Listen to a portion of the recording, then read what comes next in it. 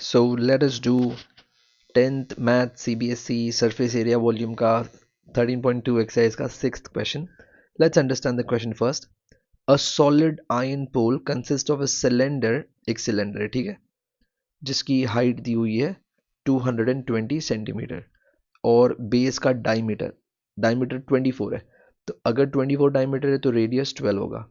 Which is surmounted by another cylinder, इसके ऊपर एक दूसरा सिलेंडर है, ठीक है, यू कैन सी इट, जिसकी हाइट है 60 सेंटीमीटर और उसका रेडियस है 8 सेंटीमीटर. तो ऑब्वियसली एक ऐसा कुछ बन जाएगा pole. Find the mass of the pole. Again इसका पूरे का मास ढूंढना है. मास मतलब क्या होता है हमको, इन शॉर्ट इसका दोनों का मतलब वॉल्यूम ढूंढना है. वॉल्यूम ऑफ नीचे वाला और वॉल्यूम ऑफ ऊपर वाला, दोनों का वॉल्यूम ढूंढना है. और बोला है कि इसकी 1 सेंटीमीटर क्यूब में 8 ग्राम मास है. तो मास के लिए क्या करेंगे, लास्ट में 8 से मल्टीप्लाई कर देंगे तो ग्राम में आंसर आ जाएगा. क्योंकि 1 सेंटीमीटर क्यूब, लेट्स से कि ये एक 1 सेंटीमीटर क्यूब है, उसमें 8 ग्राम है, फिर ये 1 सेंटीमीटर 8 ग्राम, 1 सेंटीमीटर 8 ग्राम. तो इन शॉर्ट हम दोनों के वॉल्यूम को प्लस करके 8 से मल्टीप्लाई कर देंगे तो हमारा ग्राम में आंसर आ जाएगा. ठीक है, मतलब उसका मास निकल जाएगा. So let us do it. You can clearly see I done the diagram here. So क्या, पहले तो दो सिलेंडर है, ठीक है, तो इंफॉर्मेशन लिख देते हैं. Cylinder 1, cylinder 2.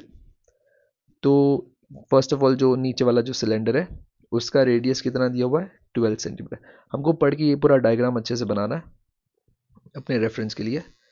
और हाइट कितना है, यू कैन सी 220. और सिलेंडर 2 जो ऊपर वाला सिलेंडर है उसकी हाइट है 8 सेंटीमीटर और उसका रेडियस कितना है 60 सेंटीमीटर.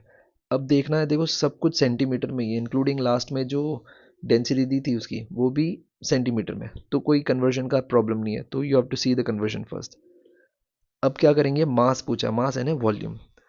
तो वॉल्यूम ऑफ, फॉर्मूला क्या होगा, volume of pole, that will be volume of cylinder 1 plus volume of cylinder 2.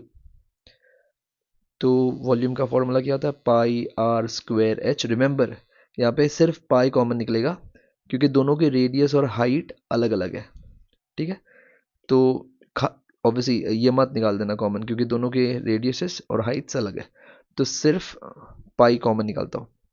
और क्वेश्चन में बोला है कि पाई को 3.14 लेना, तो हम सिर्फ 3.14 लेंगे. देखो तो फर्स्ट सिलेंडर जो बेस सिलेंडर है उसकी रेडियस कितनी है 12 का स्क्वायर और हाइट कितना है 220. और जो ऊपर वाला सिलेंडर है उसका रेडियस कितना है 8 और हाइट कितना है 60. अब मैं पाई की वैल्यू 3.14 है तो मैं लिख देता हूँ, इसमें कुछ कटिंग नहीं होगा, सारा कैलकुलेशन ही है. 12 12 इज 144, 220, 64 और ये 60. सो 3.14. अब ये मैन्युअली तुम कर लेना, 1 2, इनको जब हम मल्टीप्लाई करेंगे तो 31680 और 64 टाइम्स 60 आएगा 3840. अगेन ऐसा ऐसा नो कटिंग, तो ऑब्वियसली अंदर ब्रैकेट को प्लस कर देंगे तो आंसर आएगा 35520. और जब इनको मल्टीप्लाई कर देंगे तो 111532.8 सेंटीमीटर क्यूब. तो ये क्या आ गया हमारे पास, ये हमारे पास वॉल्यूम आ गया. हमको क्या पूछा था, मास पूछा था. ठीक है, तो मास क्या होगा, वेट इन जोड़ोगे तो 1153.2.8 और एक यूनिट में 8 ग्राम्स है. तो इस पूरे वॉल्यूम को हम लोग 8 से मल्टीप्लाई करते हैं. तो जब हम 8 से मल्टीप्लाई करेंगे तो आंसर आएगा 892262.4 ग्राम्स. अब देखो इतना बड़ा ग्राम, 8,92,262 ग्राम, ये तो बहुत बड़ा यूनिट है. तो इसको हम लोग आइडियल क्या होगा कि केजी में लिखे, तो इन केजीज.